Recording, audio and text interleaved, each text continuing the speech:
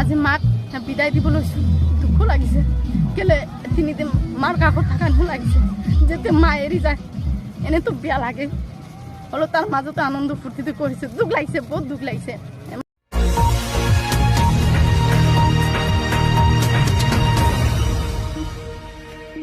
আমাৰ সপ্তমী, অষ্টমী, নৱমী, আজি দশমীৰ দিন খুব ধুনীয়াকৈ পূজাখিনি আৰম্ভ হ'ল। এইবাৰ দুৰ্গা পূজাত আমাক খ্ৰীষ্টান ধৰ্মৰ লোকেও যথেষ্ট সহায় কৰিছে, ইছলামী ধৰ্মৰ লোকেও যথেষ্ট সহায় কৰিছে। সেয়ে আমি সুখী। আমাক খুব ধুনীয়াকৈ পূজা পৰিচালনা হৈছে আৰু এইবাৰ বিশেষ জোৰখিনি মহিলাৰ হেৰিতে হৈছে। সেইকাৰণে আজি ভাষণত আহি পেলাই আমি নথৈ আনন্দিত। আহি মাত্ৰ ইমান ধুনীয়াকৈ আহিছে। আজি ৰাজবংশী আহিছে, চৌতাল আহিছে, বিভিন্ন জনগোষ্ঠীৰ মানুহখিনি আহিছে ইয়াত। আমি তাতে হয়। তো আগৰ দিনৰ যিখিনি দুৰ্গা পূজা হৈছিলে আৰু বৰ্তমানৰ যিটো দুৰ্গা পূজা অলপ মিল আছেনে বা কেনেকুৱা অনুভৱ? নাই, বহুত পাৰ্থক্য।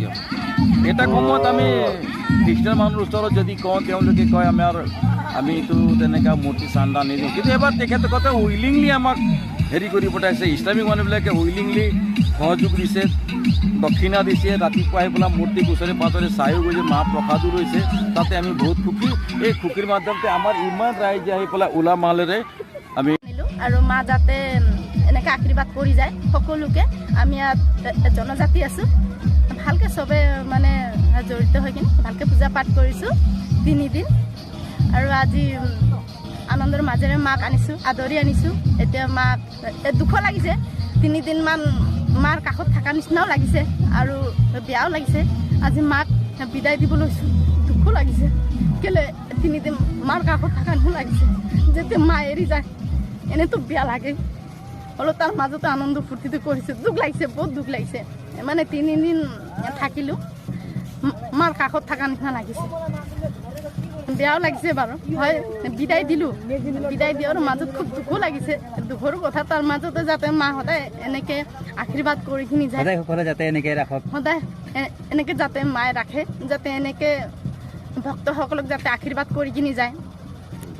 এয়ে মোৰ আশা আৰু মই আশাবাদী। ভগৱানৰ ওচৰত প্ৰাৰ্থনা কৰোঁ যাতে সকলোৱে যাতে ভালকৈ থাকক আৰু ভালকৈ নিয়মকেইটা যাতে পালন কৰি যায়, অৱহেলা নকৰে। মাৰ পূজা কৰিলে মায়ে কেতিয়াও অৱহেলা নকৰে। এয়ে মোৰ কামনা, যাতে মাৰ পূজা আনন্দভাৱে কৰে, বছৰ বছৰ যাতে কৰি কিনি যায়। মোৰ একটাই অনুৰোধ, যাতে মাৰ পূজা কৰিব যাতে এনেকুৱা মদ পানী এইকেইটা যাতে ব্যৱহাৰ নকৰে। মানুহে কয় কিন্তু ভগৱান নাই, কোনো ভগৱান এই পৃথিৱীত আছে। আমি যেনেকৈ বিচাৰিছোঁ এনেকৈ পাইছোঁ। এয়ে মই খুব মানে বিশ্বাস হৈছে আৰু বিশ্বাস কৰিয়ে থাকিম। মা বুলি কোৱা বস্তুটো সকলোৰে মা, হয়নে? হিন্দু, মুছলিম, খ্ৰীষ্টান সকলোৰে মা। গতিকে এই মই আশাবাদী চবে যাতে, আৰু আমাৰ সেইটো নিয়ম চলি কিনে আহিছে, সেই পৰম্পৰা নিয়ম। আমাৰ হিন্দুসকলে এইটো মানে দুৰ্গা পূজা বুলি ক'লে বহুত ডাঙৰ বুলি ভাবোঁ আমি। কেলৈ মা একবাৰ বছৰত আহে।